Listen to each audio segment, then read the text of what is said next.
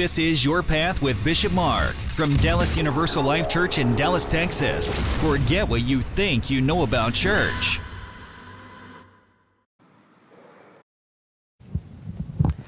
Good afternoon.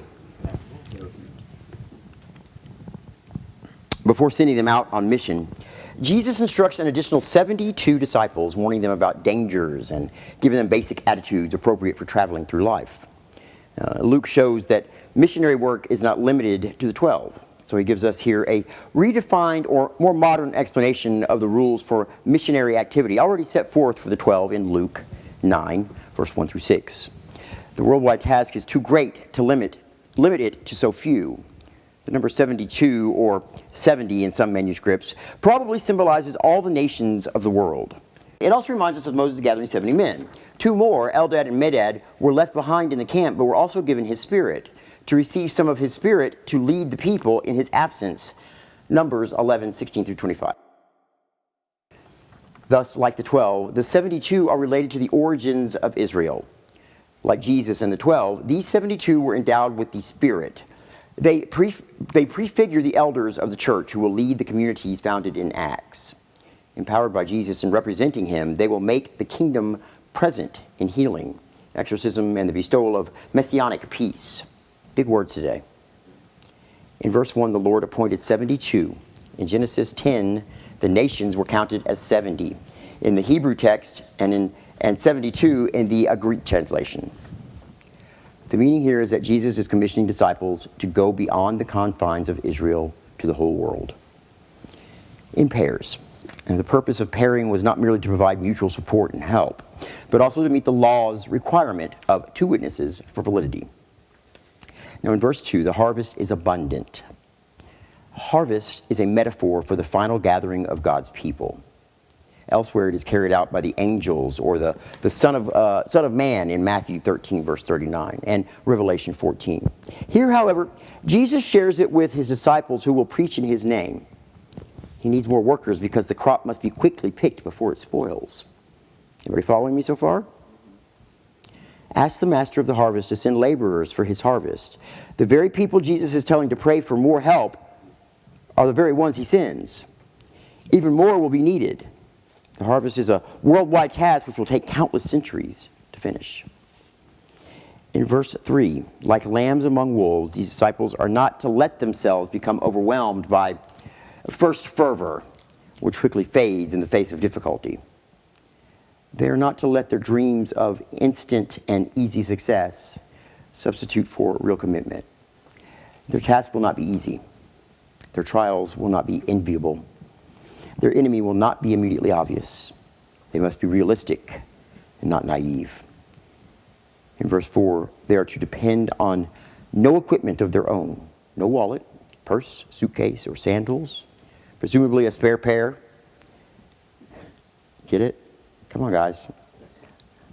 They are to go as is and not dally over inconsequential frivolities, single-mindedly set on the goal. Remember, this is set in the context of Jesus' journey to Jerusalem. His goal begun in Luke 9, verse 51. Last week's gospel reading, where he resolutely determined to go there. Thus, they will show by behavior their trust in God and show by their poverty that they have the character of the Beatitudes. In verse 5 to 8, peace. Peace would be the normal greeting in any event, but Christ's peace is a gift to be accepted or rejected. If rejected, the blessing is forfeited. Move on. If accepted, stay. Do not pick only the most roomy and comfortable homes to stay in. Peace, not necessarily comfort, is the rule. Eat what they have in disregard for the food taboos of the law, as well as personal preferences. In other words, don't gripe about the food, just eat what's put in front of you. The work is too urgent to let lesser values determine or deter activity. Don't get caught up on that junk. You've got a job to do. In verse 9, cure the sick and say to them, healing and preaching amount to the same thing. Even physical cures must be used for the sake of bringing a person into the kingdom. Physical health is not enough for them. In verses 10 to 12, shaking the dust from one's feet is a symbolic action of complete disassociation from those who reject the preaching.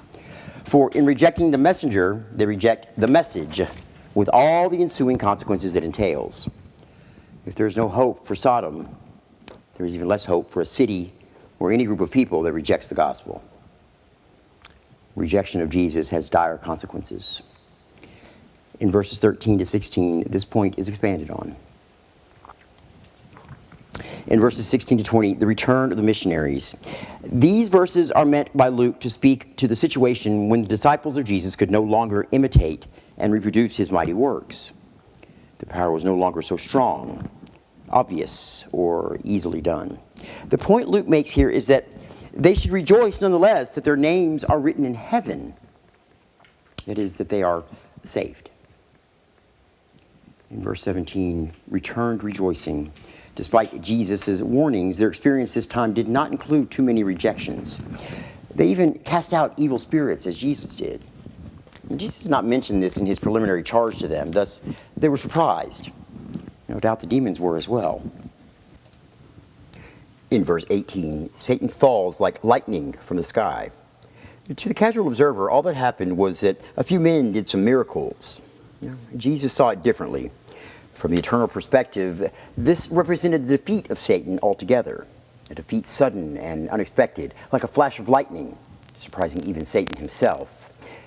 This may have been an actual vision of Jesus, but more likely it is a symbolic way of saying that Satan had suffered a notable defeat, with many more to come.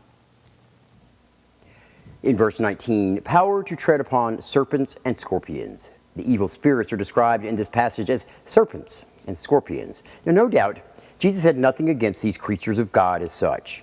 They were widely accepted as signs, sources even, of evil when they attacked humans. They are used here in this sense. If the disciples actually had been granted a pass when bitten by these creatures and did not suffer the natural consequences, clearly that exception is no longer generally granted. If there ever was a time when disciples were immune from poison, that time has passed. Clearly, what has not passed is the power over evil in the form of sin. In verse 20, rejoice, because your names are written in heaven. Even then, the disciples were not to rejoice for the wrong reasons. Power over evil spirits is great, but not nearly as great as experiencing eternal salvation, that your names are written in heaven. These dramatic powers will serve their purpose and pass away. Salvation will not, nor will the disciples' power to bring salvation to others. Only Luke tells us of this missionary charge to the 72 disciples. True to his universalistic, inclusive outlook, he wants to highlight the point that every disciple, and not merely the 12, share in the missionary effort of the church. This charge to a group representative of disciples the world over echoes the same charge to the 12 in Luke 9, verse 1 through 6. They report back to Jesus they got the same results as the 12 did. Jesus rejoiced because he could see in their success his very own power he exercised through them. His whole purpose in life coming true. Satan was being defeated before his very eternal eyes, if not before the eyes of the world. His methods were working. And what methods were they? What weapons was he using to defeat Satan? In a word, the Beatitudes. This missionary charge is another form of the Beatitudes we find in Luke 6, verse 20 through 23. See also Matthew chapter 5, verse 3 to 12.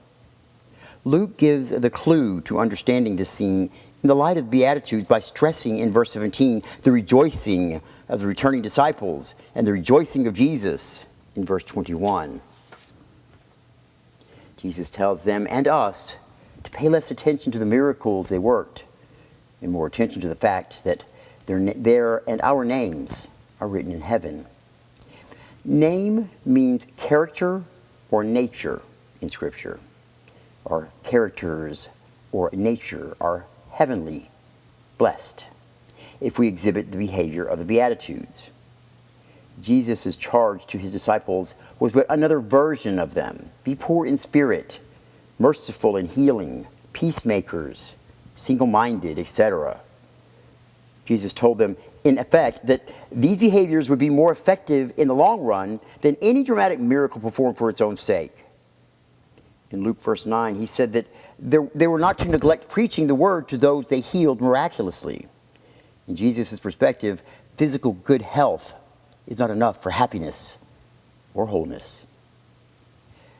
We could only understand Jesus' stress on material poverty as an external sign, a sacrament of spiritual poverty, that is, detachment, in the light of Luke's omission of in spirit, which Matthew attaches to poor in his version of the Beatitudes. Well, disciples are to use any moral means at their disposal, including material goods, to advance the kingdom. They are not to use them to make themselves more comfortable. Indeed, the Beatitudes, whether in Matthew's form or Luke, stress the importance of being quite the opposite, being uncomfortable for the sake of the kingdom. If the disciples immunize, insulate, and isolate themselves against the discomforts that the people they minister to experience all the time, they will lack the necessary credibility to effectively deliver Christ to them. While disciples need food and shelter just like everyone else, they neither need nor deserve the extras. While Jesus promised his disciples 100-fold return even in this life, they are not to actively seek it or pursue comforts for their own sake. When a disciple suffers persecution for righteousness' sake, as Matthew puts it, he or she is to move on. Keep moving and not get bogged down by hurt or resentment. This response arises from the same attitude as that of being poor in material goods, or poor in spirit, as Matthew puts it. The disciple is to travel light, even physically, discard excess baggage, be it physical, emotional, or spiritual. Do not be fussy about food, furniture, living conditions, or clothing. The situation is too urgent, too important to worry about such inconsequential matters. The disciple loses his or her most important asset, credibility, if he or she shows concern for the sort of things pagans do. Rather, one is to adopt the stance of a reaper, hopefully not the grim reaper, gathering a harvest before it spoils. One should be intense about that without being tense about the inconsequential. Being persecuted, hated, excluded, insulted, denounced as evil is but another form of the same poverty as material poverty, and the outlook of Jesus on both is the same. Endure it for now and you will be rewarded, both now and later. My crops ripe for the picking. Jesus saw people in the world as itching to be touched by the soothing, healing power of God. He saw the world as like a harvest and time is running out. He saw those who have already accepted him, the first fruits of the harvest, the chosen, the picked, as his helpers in seizing the opportunity to prevent Satan from letting people rot on the vine by becoming themselves the pickers, or as Jesus characterized it, as fishers of men. Jesus not only gives his disciples a job to do, he gives them the power to do it by sharing with them his own power. Jesus was simultaneously engaged in the world and detached from it, and he expects his disciples to be the same way. The spirit of detachment or spirit of poverty empowers a disciple to stay or leave a locality, a job, a house, a table, depending on the presence or absence of Christ's peace. Rejoicing must be for the right reasons, or it is merely boasting. Running away versus walking away. Jesus teaches us that we are neither to run away from every inconvenience or opposition, nor to stay and fight no matter what. It all depends on whether we sense the presence of, the peace of Christ himself. Another way of putting that is whether we discern any hope in a given situation. For instance, a person married to an active alcoholic or someone addicted to sex should not immediately run away from that situation and abandon the alcoholic or the sex addict to the disease from which he or she suffers. At the same time, there does come a point, after attempts to remedy the situation, when it becomes clear that no change will take place. At that point, Jesus tells us to shake the dust from our feet and get out of town.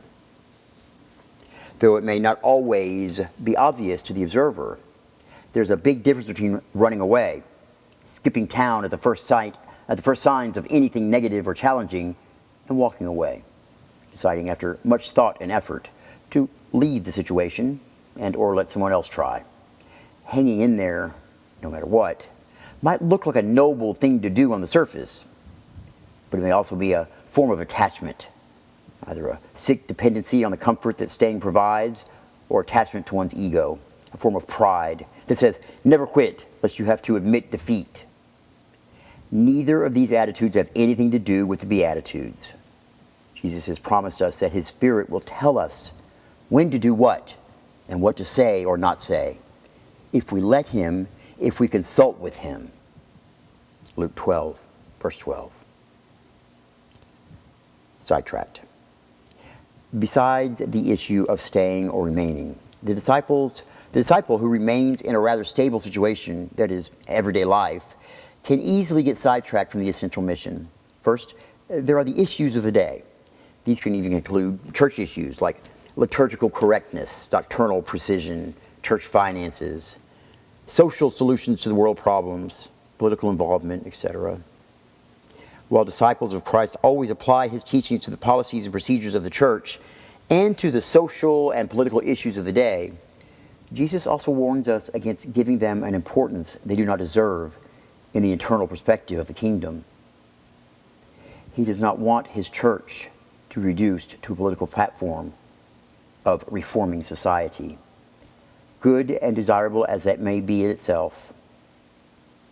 He taught that evil is to be expelled, not reformed, and that is done by living the Beatitudes, not by mouthing religious cliches or designing platforms of reform. Matthew's version of the Beatitudes puts it this way: be single-minded. The issues of the day have always been with us. They cannot really be solved until the evil that fuels them is dissolved or exorcised by the power of Christ acting through those who let Him act through them. Wasting time and energy in trying to solve them is like staying too long in a place, long after it has become clear that they are uncontrollable. Idle chatter. Jesus further admonishes His disciples not to get sidetracked by idle chatter. When He says, greet no one along the way, He is referring to the custom of long and frequently flattering greetings with the intention of getting on someone's good side, more commonly called sucking up, to the marketplace chatter that shares gossip and the pretentious arguments containing much ego and little truth. Well, none of these activities would ever be fruitful. They served no practical purpose or result in the light of the short time available. Spend your time much more wisely, says Jesus, and much more joyfully. A reaper is only gathering in what God has planted and grown. God does and has done the hard work. Reaping is the easy part. Amen.